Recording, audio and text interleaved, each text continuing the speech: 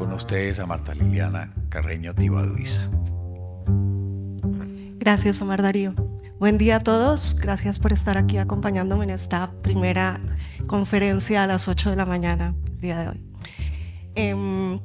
Bueno, para empezar, sí, hablaremos un poco sobre ese enfoque holístico para la evaluación del riesgo, pero también de la gestión del riesgo de desastre, y mencionaremos algunas metodologías aquí basadas en indicadores.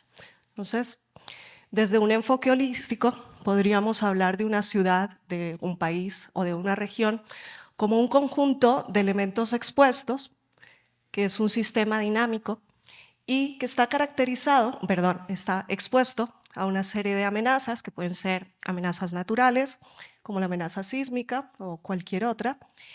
Y este sistema de elementos expuestos está caracterizado por una serie de características de vulnerabilidad debido a su exposición y susceptibilidad, que serán aquellas características que darán origen a efectos de primer orden cuando un evento peligroso ocurre. ¿Y qué es lo que constituye esa vulnerabilidad física de esos elementos expuestos? Y si vemos en conjunto estas características de amenaza y de vulnerabilidad física, hablamos del riesgo físico y estaremos evaluando una parte del riesgo, que es el riesgo físico, y es en lo que normalmente se concentra a veces la evaluación del riesgo. Pero ese conjunto de elementos expuestos en realidad también tiene otra serie de características relacionadas con fragilidades sociales, económicas o ecológicas, o también con la falta de resiliencia, que harán que la situación pueda agravarse y desencadenen lo que llamaremos aquí unos efectos de segundo orden o la vulnerabilidad del contexto.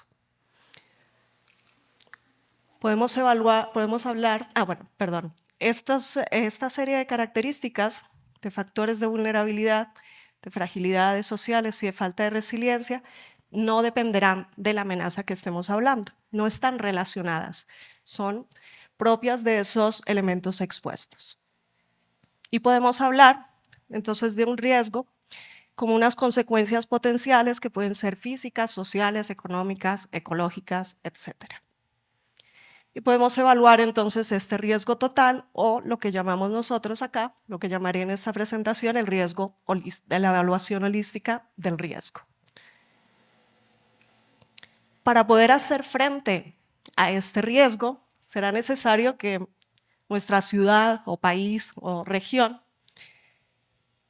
cuente con un sistema de gestión de riesgos que hará una serie de intervenciones que pueden ser correctivas o prospectivas sobre esas características de vulnerabilidad.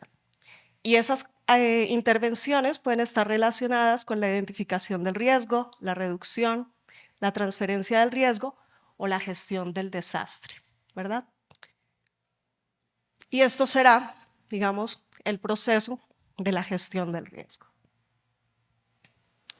Pero cuando un evento se materializa, cuando tenemos ya no una posibilidad de que ocurra un evento peligroso, sino cuando ya tenemos el evento ocurrido, pues tendremos ya unas pérdidas materializadas que pueden ser, como decíamos, físicas, sociales, económicas o ambientales, y que dependiendo de su magnitud, de la dimensión de esas pérdidas, pues estas consecuencias podrán ser un desastre para esa ciudad o para ese país o no.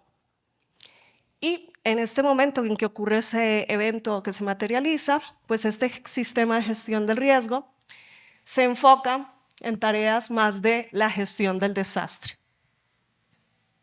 Y será en este momento en donde la eficacia de la gestión del riesgo que hemos hecho o hemos dejado de hacer se va a ver, ¿verdad? Es solamente en este momento cuando se va a hacer visible si hicimos o no esa gestión adecuada del riesgo de desastre. Entonces, ¿por qué queremos hacer una evaluación del riesgo de desastre? Bueno, Como decía ayer Omar Darío, es útil determinar qué es lo que puede suceder y la probabilidad con que eso puede ocurrir para diferentes eventos futuros. También decimos que la medida es fundamental para poder tomar decisiones. Y la comprensión de las pérdidas probables debidas a eventos peligrosos, pues puede motivar a desarrollar opciones de planificación y herramientas para hacer frente a ese riesgo.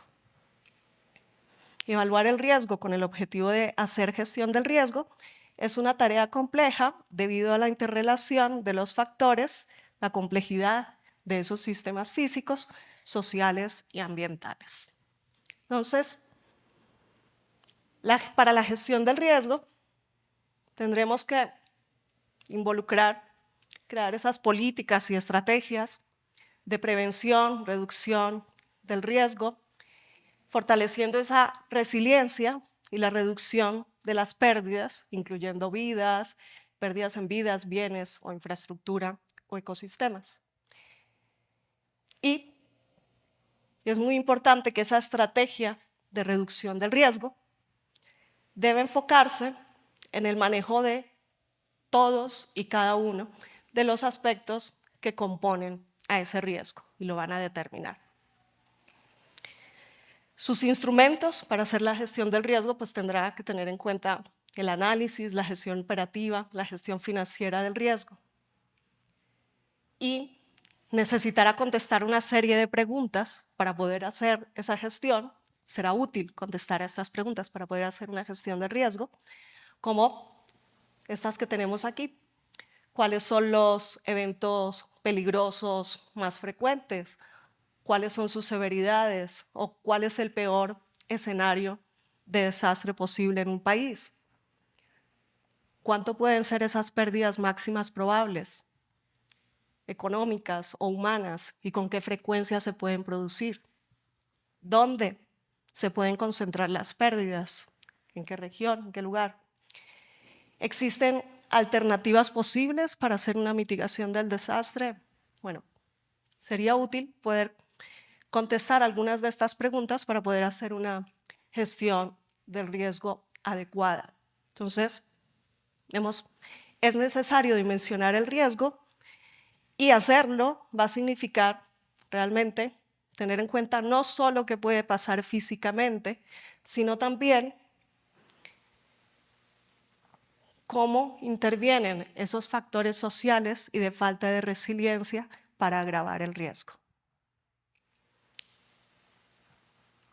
Y desde un punto de vista multidisciplinario, debemos considerar todas las variables relacionadas con el impacto potencial de los eventos y la capacidad de la sociedad para absorber y recuperarse de ese impacto. Pero no solo necesitamos evaluar el riesgo, también necesitamos comunicarlo, porque es necesaria la comunicación entre esos especialistas evaluadores y las autoridades que van a tomar decisiones para que esos resultados realmente sean útiles para la gestión a diferentes niveles, nacional, regional. Y esa comunicación nos va a mejorar la gestión del riesgo al dinamizar, promover, influir, persuadir, facilitar la comprensión y modificar incluso conductas y actitudes frente al riesgo. Entonces, esa comunicación nos va a propiciar la participación de todos los actores involucrados y promueve el conocimiento y la comprensión de los riesgos. Nos ayuda a informar y sensibilizar a las audiencias y nos contribuye también a integrarlas. Vemos que si hacemos una adecuada comunicación del riesgo, pues podemos facilitar el diálogo entre todas las partes involucradas, desde la población, organismos públicos o privados que hacen la gestión del riesgo, los equipos de salud, la comunidad científica e incluso los medios de comunicación. También nos puede facilitar el manejo de los conceptos y contribuye a la apropiación del tema. Nos genera una cultura de la prevención frente a los desastres y una herramienta para poder facilitar esta comunicación puede ser el uso de indicadores para realizar estas evaluaciones. El uso de indicadores nos puede mejorar el uso y la presentación de la información sobre el riesgo. Nos proporciona también una forma de medir elementos claves de la vulnerabilidad y nos puede ayudar a promover el intercambio de información técnica para la formulación de políticas públicas y programas de gestión del riesgo. Entonces, veremos algunas metodologías en esta parte de la presentación que están basadas en indicadores y que intentan evaluar el riesgo desde diferentes perspectivas, intentan resaltar esos diferentes aspectos del riesgo y se basan en el uso de indicadores. La primera es esa evaluación holística del riesgo, en donde podemos calcular un riesgo físico, un índice de riesgo físico, definido como la convolución de los parámetros de amenaza y de la vulnerabilidad física de los elementos expuestos. Luego calculamos un coeficiente de agravamiento que se obtiene basándose en descriptores de fragilidad social o falta de resiliencia que van a reflejar la vulnerabilidad ya de ese contexto social, para finalmente hacer un cálculo de un riesgo total obtenido de afectar ese riesgo físico por un factor que incluye este coeficiente de agravamiento. Podemos utilizar diferentes indicadores para describir estos aspectos en el riesgo físico. Ya sé que ustedes no lo ven porque yo tampoco, pero bueno, podríamos utilizar indicadores que vienen tanto de una evaluación desde un enfoque determinista o desde un enfoque probabilista del riesgo. Por ejemplo, podríamos utilizar el área destruida, las estimaciones de número de fallecidos, de heridos, o los daños en infraestructura, o incluso esa pérdida anual esperada de la que hablaban algunas ponencias ayer. Para esa fragilidad social, podríamos utilizar indicadores para caracterizarla, como el área de barrios marginales, la tasa de mortalidad, la tasa de delincuencia, disparidad social o densidad de población. Y para la falta de resiliencia, podríamos utilizar indicadores como las camas en hospitales, el recurso humano en salud o el espacio público para atención a emergencias, entre otros. Y con estos indicadores, que ya vemos que tienen diferentes fuentes, diferentes unidades y representan diferentes cosas, para poder unirlos, para poder trabajar con todos ellos, la evaluación holística utiliza unas funciones de pertenencia que nos dirán si el indicador está representando un alto riesgo. Por ejemplo, aquí tenemos el número de fallecidos, el indicador de número de fallecidos. Si 0 es bajo riesgo y 1 es alto riesgo, pues a medida que mis estimaciones dan un mayor número de fallecidos, pues me indicarán una zona, pues será un indicador de mayor riesgo, o tenemos aquí el caso de un indicador de falta de resiliencia, donde vemos las camas hospitalarias, en donde el no tener significaría una alta falta de resiliencia, pero en la medida que tenemos una mejor infraestructura para tener camas hospitalarias, pues su valor cambia y nos representará entonces cómo varía esa falta de resiliencia con cada uno de estos indicadores. Utilizando esas funciones, tendremos ahora todos los indicadores con valores entre 0 y 1 y podemos asignarles unos pesos con un método como podría ser el proceso analítico jerárquico, con base en opinión de expertos y comparación por pares de los indicadores, para con estos pesos calcular ese índice de riesgo físico, como esa suma ponderada de los indicadores de riesgo físico que hemos tenido en cuenta,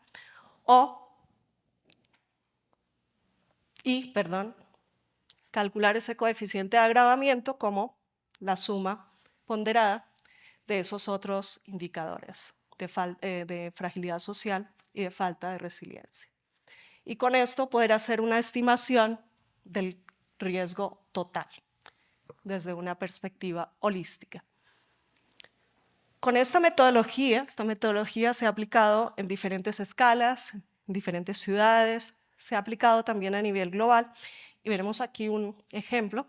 Esta es la aplicación para la ciudad de Manizales y este es el resultado del riesgo físico, donde se resalta como una comuna de riesgo alto, está de aquí, que es Cumanday, y luego se resalta una serie de comunas alrededor también, como la de San José, Estación, La Fuente o La Macarena, solamente teniendo en cuenta el riesgo físico, en este caso para la amenaza sísmica.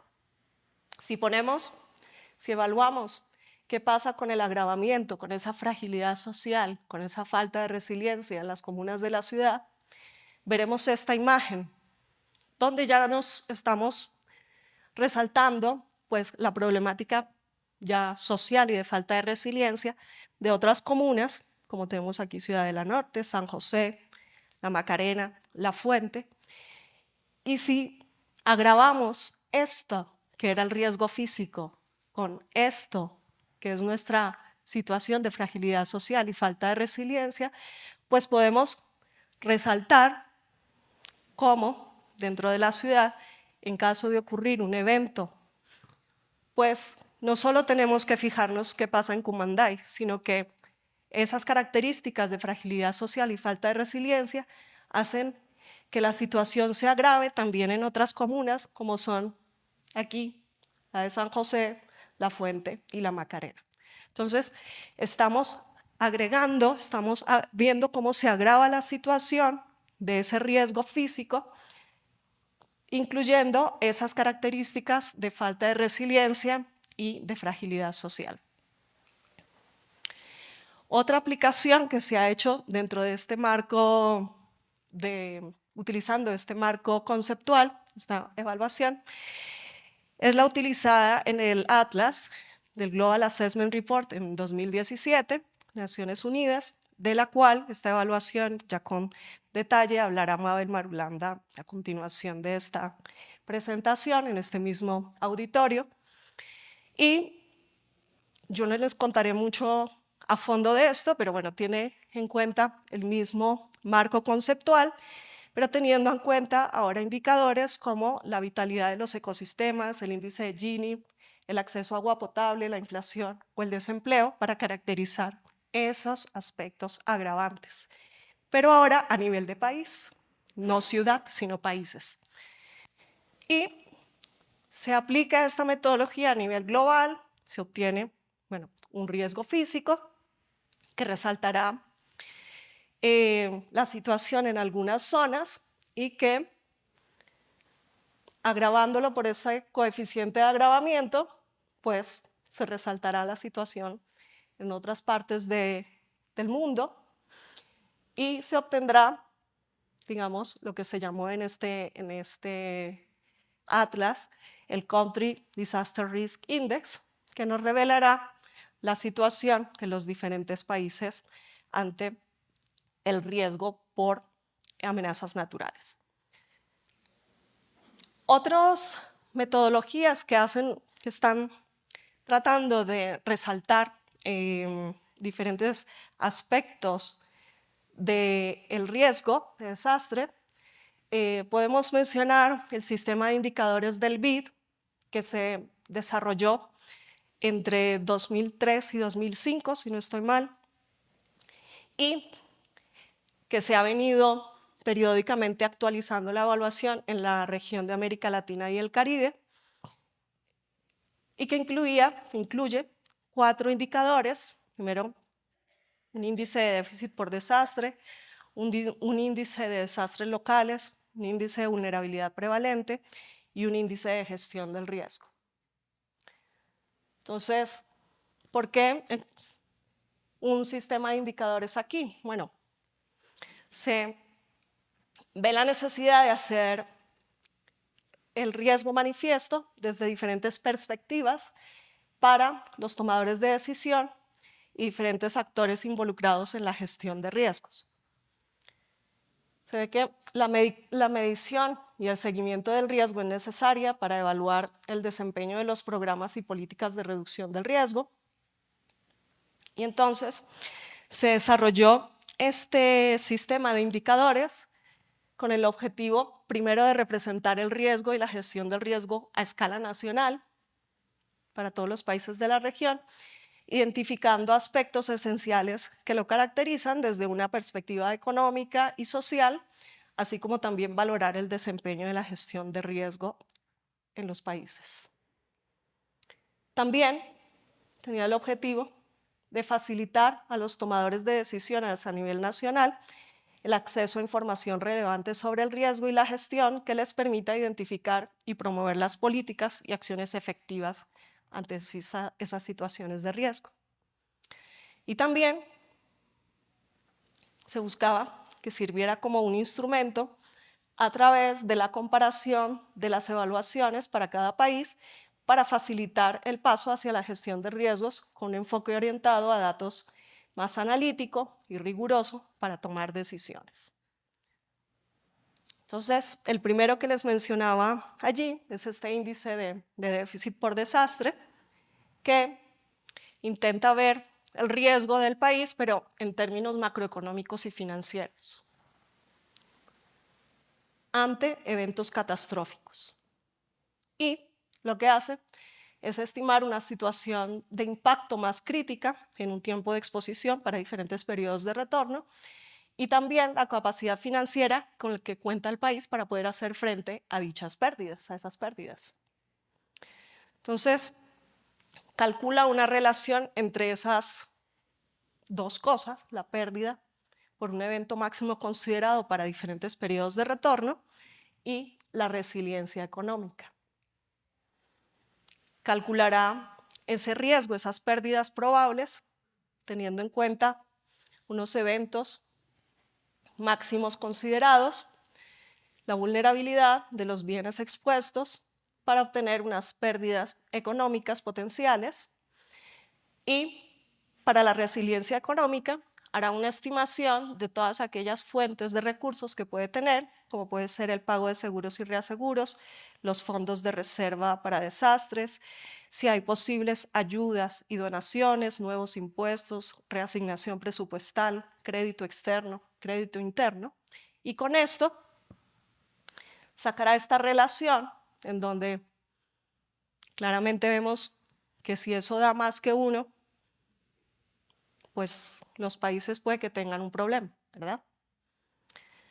Entonces, ese ID de mayor de 1, pues nos significa la incapacidad económica del país para hacer frente a los desastres extremos, aun cuando se aumente al máximo su deuda.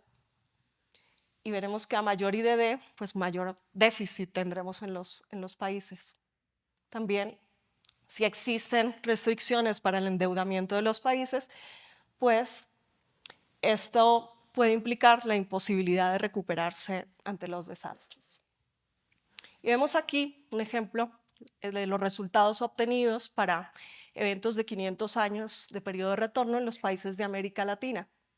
Y no sé si ustedes lo ven, pero solamente a partir de este punto para abajo tenemos valores del índice menores a 1. Tenemos por aquí Paraguay, Colombia, México, Uruguay, pero todos estos, ese índice para periodos de retorno de 500 años, es incluso, aquí vemos 6.96. La pérdida es casi 7 veces la capacidad económica del país para asumir estas pérdidas. Pero también vemos, si comparamos estos resultados del índice con las pérdidas, con los valores de las pérdidas, que esos países que están en la peor situación, que son por aquí Honduras, Nicaragua, Haití, realmente no son los países que presentan la mayor pérdida, lo que es preocupante, ¿verdad? Y podríamos entrar en detalles para ver qué pasa en cada país. Podemos ver también los resultados si en lugar de 500 años de periodo de retorno hablamos de 100 años de periodo de retorno. Ya para un evento ya de estas características, ya son más países los que tienen ese indicador, ese índice calculado con un valor menor a 1. Ya tenemos que son más los países que podrían asumir esas pérdidas, ¿verdad? Pero seguimos con países que tienen, de nuevo, 7 veces, están superados en 7 veces su capacidad económica para enfrentar el desastre. Y si bajamos a 50 años de periodo de retorno, pues también seguimos viendo que aún para esos eventos más pequeños de 50 años de periodo de retorno, existen países todavía que no tienen la capacidad para enfrentar esas pérdidas. Entonces, este índice, pues se deriva de este índice, podemos decir que los desastres extremos implican un pasivo contingente no explícito para los países y que pueden significar un alto impacto potencial a la sostenibilidad fiscal, dado que la mayoría de los recursos a los que actualmente esos países podrían acceder representan fondos insuficientes. Y podemos decir también que los gobiernos retienen gran parte de las pérdidas y su financiación puede representar un alto costo de oportunidad, dadas las necesidades de inversión y restricciones presupuestales existentes. El segundo de esos indicadores, si antes veíamos el tema con los eventos mayores, es el índice de desastres locales ahora. Vamos a hablar de otra escala. Esta refleja el riesgo social y ambiental que se deriva de los eventos frecuentes, menores, que afectan de forma crónica el nivel local y subnacional, que afectan en particular esos estratos socioeconómicos más frágiles de la población, generando un efecto que es altamente perjudicial para el desarrollo del país. Para el cálculo de este indicador, se basa en la información de la base de datos del Desinventar, que tiene una base de datos con el registro de eventos y los efectos que ocurren a nivel municipal. Y esos datos están agrupados básicamente teniendo en cuenta 4 tipos de eventos, como son los deslizamientos y flujos, eventos sismotectónicos, inundaciones y tormentas y otros eventos. Y teniendo en cuenta esa información, se calcula el IDL utilizando un índice de persistencia de los efectos en todos los municipios para cada tipo de evento. Y por efectos hablo de fallecidos, personas afectadas y pérdidas económicas. Entonces, este índice, a mayor valor que tengamos, pues mayor va a ser la incidencia y la uniformidad de los efectos de los desastres en los municipios desde una perspectiva nacional. Los efectos más recurrentes y diseminados en el territorio reflejan en general un aumento de la vulnerabilidad y del deterioro ambiental. Y a mayor IDL, pues mayor será la persistencia del impacto de los desastres sobre los medios de sustento de la población, lo que va a ser un problema porque va a perpetuar la pobreza.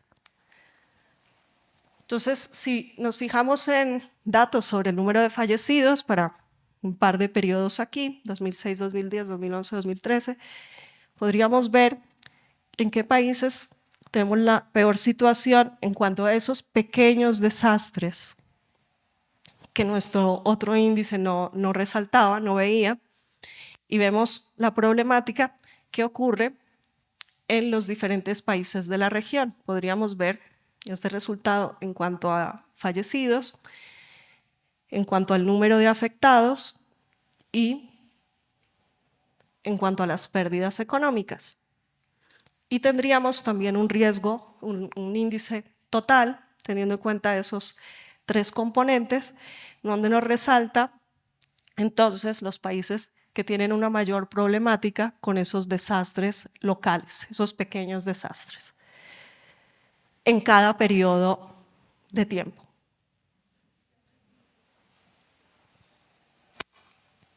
Entonces, este índice pues, nos dice el impacto de esos desastres pequeños y recurrentes, pues es notable en todos los países, lo que está teniendo en cuenta, lo que está teniendo efectos dramáticos que son acumulativos sobre todos los sectores de la población que carecen de medios. Y esto es más grave cuando estos eventos afectan a las mismas familias que son pobres y vulnerables. El tercer indicador de este sistema de indicadores del BID resalta las condiciones prevalentes de vulnerabilidad de los países, pero en términos de exposición, fragilidad económica, socioeconómica, y falta de resiliencia o capacidad de absorber el impacto. Tiene en cuenta esos tres componentes: exposición, fragilidad y falta de resiliencia. La susceptibilidad por el grado de exposición física de bienes y personas que puede favorecer ese impacto directo, las condiciones de fragilidad social y económica que favorecen el impacto indirecto, la falta de capacidad para absorber las consecuencias y responder efectivamente y recuperarse, y permite identificar aspectos hacia los cuales hay que dirigir acciones del desarrollo. Entonces, se utilizan para cada uno de estos aspectos diferentes indicadores. En el caso de fragilidad social, tendrá en cuenta, por ejemplo, el índice de pobreza humana, la dependencia de población vulnerable a la población con capacidad de trabajar, la desigualdad social, el desempleo, la inflación, la dependencia del crecimiento del PIB de la agricultura, servicio de la deuda, la degradación del suelo. Y teniendo en cuenta estos aspectos de fragilidad socioeconómica, esto es lo que tenemos en América Latina. Estos indicadores, como les decía, se han ido actualizando a través del tiempo. Lo que tenemos aquí serían los resultados para cada país de la región y organizados. Aquí tenemos los valores más altos para el último año de evaluación, que en este caso, en esta figura, es 2011, y que nos dice que en términos de fragilidad socioeconómica, pues en la región, los que estarían en la peor situación, estamos hablando de Haití, Guatemala, Honduras y Salvador, y que por aquí pues tendremos a Ecuador, Chile, Bolivia. Pero vemos que en cada país, a través de los años, habrán unos cambios que será interesante ver ya internamente en cada país qué es lo que ha ocurrido, ¿verdad? El segundo componente que hablábamos era el de exposición y susceptibilidad, en donde ahora tendremos en cuenta indicadores como el crecimiento de la población, crecimiento urbano, la densidad poblacional, el porcentaje de población, stock de capital, el valor de importaciones y exportaciones, la inversión fija interna del gobierno, tierra arable, y con estos indicadores de exposición y susceptibilidad, pues vemos cómo es la situación en la región. Podemos ver, entonces, por aquí de nuevo, en términos de exposición y susceptibilidad, los valores más altos están por aquí de nuevo: Haití, Barbados, Trinidad y Tobago, Honduras, y por aquí tenemos a Argentina, Uruguay, Brasil, Chile, Colombia. Pero si ponemos la lupa ahora para la falta de resiliencia, teniendo en cuenta estos indicadores como el índice de desarrollo humano, el índice de desarrollo relacionado con el género, el gasto social, la gobernabilidad, el aseguramiento de infraestructuras, televisores, cada 1000 habitantes, camas hospitalarias o sostenibilidad ambiental, tendremos otra imagen de la región, de los países de la región. Y podemos tener también el índice total de vulnerabilidad prevalente para los países de América Latina y el Caribe. Entonces, puede ser interesante verlos comparados todos, pero más interesante para cada país es saber qué está pasando a través de los años en cada uno, ¿verdad? Y podría verse también de forma agregada cuál de esos componentes está contribuyendo más al valor del índice de vulnerabilidad prevalente para ver cuáles son los problemas que más se están reflejando aquí. Este índice pues, nos permitirá identificar los aspectos hacia los cuales se pueden dirigir acciones y la política de gestión de riesgo pues, deberá ubicar el tema en un contexto de una planificación y las prioridades del país, articulando con la planificación del desarrollo, ordenamiento territorial y ejecución presupuestal. El último indicador que tiene ese sistema de indicadores del BID es este del índice de la gestión de riesgos, que corresponde ya a un grupo de indicadores relacionados con el desempeño y la gestión de riesgos del país y reflejarán la organización, la capacidad, el desarrollo y la acción institucional para reducir la vulnerabilidad y las pérdidas y prepararse para responder en caso de crisis y recuperarse con eficiencia. Y este indicador tiene en cuenta entonces 4 políticas públicas, tiene en cuenta aspectos de identificación del riesgo, teniendo en cuenta la percepción individual, representación social y estimación objetiva, la reducción del riesgo como actividades de prevención y mitigación, el manejo de desastres como la respuesta y la recuperación, y la gobernabilidad y protección financiera, la transferencia del riesgo y la institucionalidad. Entonces, este indicador, por ejemplo, en el caso de identificación del riesgo, tiene en cuenta si existen, por ejemplo, inventario sistemático de desastres y pérdidas, monitoreo de amenazas y pronóstico, evaluación, mapeo de amenazas, si se hace la evaluación de vulnerabilidad y riesgo, la información pública y participación comunitaria, y la capacitación y educación en gestión del riesgo. Y teniendo en cuenta estos aspectos, en los países de América Latina y el Caribe, está en la situación en cuanto a identificación del riesgo. Vemos que este índice, por la manera en que se calcula, puede tener valores entre 0 y 100. Vemos acá que los países que para este año de evaluación está organizado aquí el último año de evaluación sería 2013.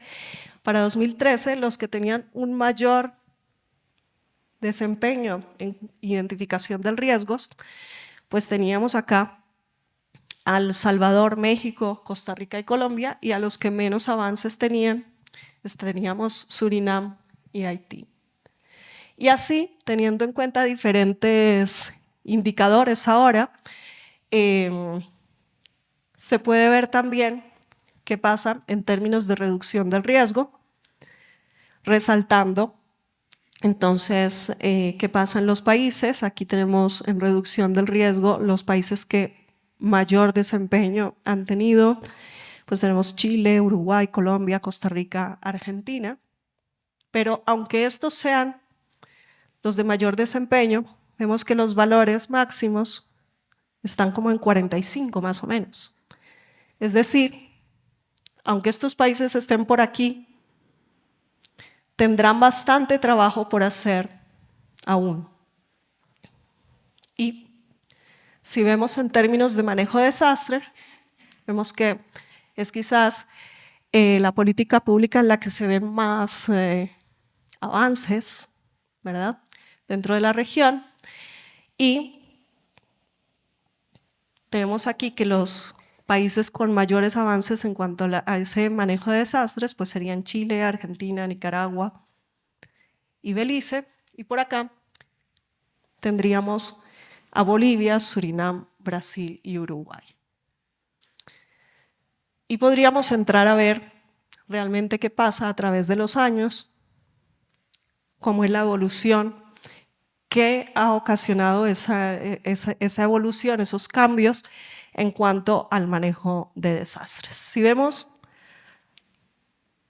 aquí que en cuanto a manejo de desastres teníamos ya mayores valores en cuanto a esta parte, pero aún así nos queda bastante trabajo por hacer. Tenemos valores aquí hasta 65 más o menos.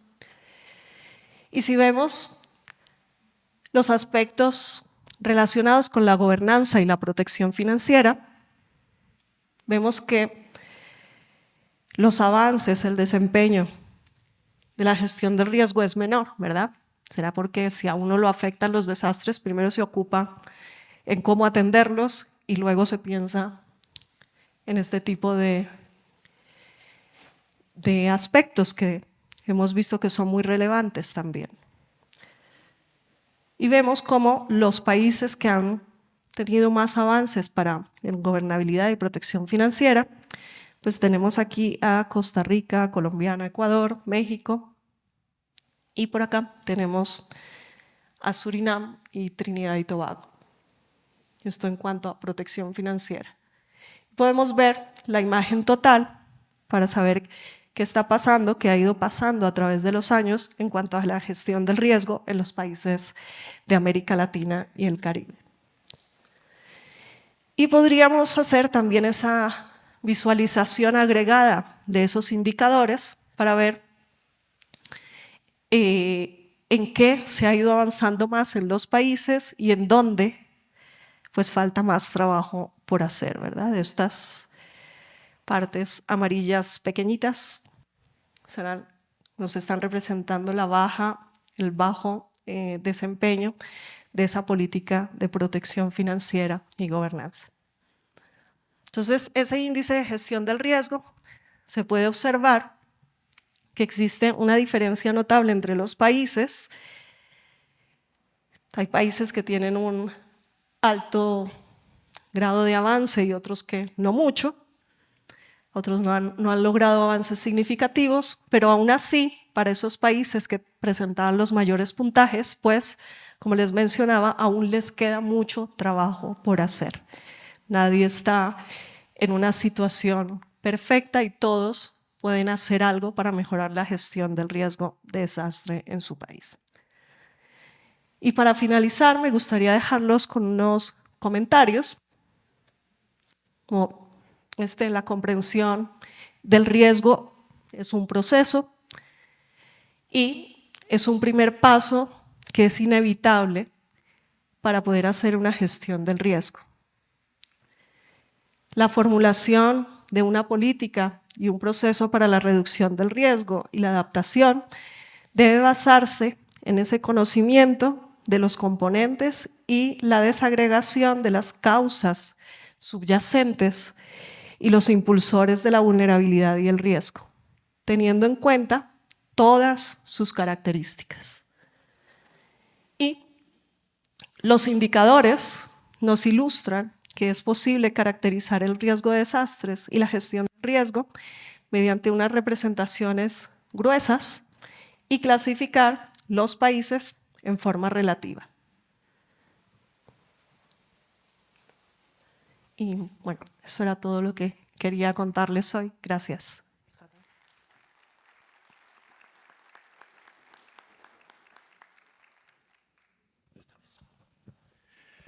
Bueno, muchas gracias a Marta Liliana Carreño. Ha hecho en un plazo relativamente corto una descripción pues, bastante amplia de muchos enfoques de indicadores en los cuales Se ha venido trabajando a lo largo de los años, algunos de ellos se siguen utilizando ampliamente, otros, digamos, cumplieron su labor en su momento, pero lo más importante era mostrar que en riesgo, evaluación del riesgo y gestión del riesgo ha habido un enfoque metodológico desde la perspectiva holística que digamos ya se ha consolidado. Yo debo decir que los Estados Unidos en el 2018 acogieron estos indicadores, que el índice de riesgo de los Estados Unidos es justamente la aplicación de esta misma metodología, del enfoque holístico que ella presentó al inicio de la presentación. Por supuesto, a veces es difícil que se hagan los créditos, ¿cierto?, cuando es del norte hacia el sur, pero hay que decir que Liliana viene trabajando eso desde hace más de 20 años. Entonces, abrimos la posibilidad de unas preguntas. Nos quedan todavía unos 5 minutos. Entonces, si hay alguna pregunta para Marta Liliana, pues aprovechemos este momento.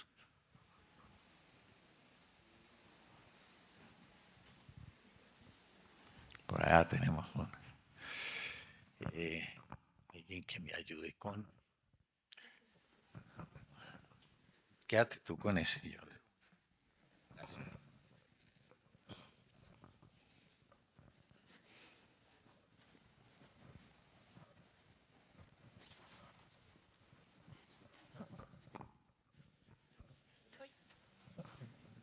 Buenos días, sí, Diana Salazar, de la Secretaría Nacional de Gestión de Riesgos de Ecuador. Mucho gusto con todos, con todas. Más que nada, quería hacer un comentario y después una consulta. Nosotros como institución hemos tratado de implementar justamente el índice de gestión de riesgos local, ya desde hace unos 3 años atrás. Sin embargo, sí tenemos unas brechas debido a que tenemos 222 cantones ahora en el país y lo que se nos hace difícil es recabar efectivamente de una manera muy objetiva tal vez cuál es el avance de cada uno de los gobiernos locales en cada uno de los subindicadores que ustedes o parámetros que acaban de mencionar. Porque a veces, claro, piensan que nosotros, perdón, al ser el ente rector de riesgos en el país, estamos tratando de alguna manera de sancionar o verificar, ¿no? O sea, si finalmente sí queremos verificar cuál es el avance para ir identificando las brechas y ver cómo fortalecerles justamente.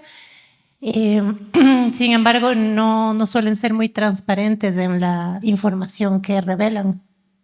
Entonces ahí tenemos un poco de inconvenientes para poder tener esta mirada, digamos, a nivel nacional de justamente cuáles un poco los avances en gestión de riesgos. Sí tenemos una mirada general, pero puede ser tal vez muy subjetiva, porque efectivamente tenemos este problema de la falta de verificación de lo que realmente nos están diciendo que son los avances. Entonces eso un poco no sé cómo, no sé si esto igual ha sido implementado en Colombia y tal vez cómo han logrado tal vez cerrar esta brecha a nivel de información con la finalidad de tener algo un poco más objetivo. Eso no. Gracias. Sí, tienes razón. El IGR se basa en la calificación de esta serie de aspectos que mencionaba para cada política pública y lo hace a través de la opinión de expertos en cada país, en cada ciudad o en cada región donde se aplica. Y tiene un componente subjetivo debido a esto, que es la opinión de las personas, y que se intenta hacer un poco no solo un experto, sino un grupo. Pero, claro, lo que a mí me parece bonito atrás de esa subjetividad es que cuando esto se hace regularmente, cada 5 años o esto, y te van ocurriendo, porque la naturaleza no para en esos 5 años, ¿verdad? Te van ocurriendo eventos, te van ocurriendo cosas a través de los años, y la naturaleza se encarga de ponerte en tu lugar donde estabas en la evaluación. Entonces, veíamos que en algunos países habían unos saltos en donde parecía que estaba bien y en la siguiente evaluación estaba abajo. Y esto se debe a esas evaluaciones que, por tener un poquito ese carácter subjetivo, fueron hechas de una forma optimista. Dijeron, nosotros estamos en este nivel, pero después la naturaleza se encargó de decirte, no, tú estabas aquí abajo. Y nos hemos encontrado en varios casos en que cuando vamos a reevaluar la situación al pasar de los años, dicen, no, eso no era así. Y entonces yo creo que ya el solo hecho de poder hacer ese ejercicio retrospectivo y ver esas debilidades, pues ya es un avance dentro, o sea, poder ver esa situación ya es un avance, pero sí, tiene ese carácter que es un poco subjetivo. Igual a la tarde, ya me promociono, voy a hacer una presentación ya más específica sobre este indicador, aquí mismo a las 3:45. Bueno, muchas gracias, Liliana. De pronto yo pues, le iba a jalar la lengua porque a ella le tocó hacer esto en la ciudad de Manila. Y Manila es una ciudad enorme, ¿cierto? Metro Manila. Este, por ejemplo, el debate de que qué era más importante, si el indicador que tiene que ver con los muertos o con los heridos. Entonces, alguien decía, no, los muertos porque son muertos. Y alguien decía, sí, pero ya están muertos. Lo que importa es la capacidad para atender a los heridos. Sí, esto era relacionado con la evaluación holística, que las personas daban su opinión sobre qué importancia debía tener cada uno de los indicadores. Y creo que el hecho de que se surjan todas estas discusiones es muy rico para el mismo país o la ciudad donde se esté haciendo el ejercicio. A ver, yo aprovechando que está Liliana aquí y que toqué ese tema de Manila, porque pues esto se aplicaba en muchas partes del mundo y ha sido muy interesante, pero lo que quiero decir es destacar lo que de pronto ella acaba de mencionar, que el hacer un proceso participativo, en donde hay un debate, puede que no sea preciso ni correcto el resultado, pero sí genera el proceso de reflexión y de debate y de diálogo que tiene que ocurrir. Y si a eso se le incluyen en niveles locales, comunidades, representantes de la sociedad civil, pues es una manera, como ella decía al principio, de promover la comunicación del riesgo y el debate al respecto del tema. Bueno, muchas gracias Liliana por esta Gracias. presentación. Ya vamos.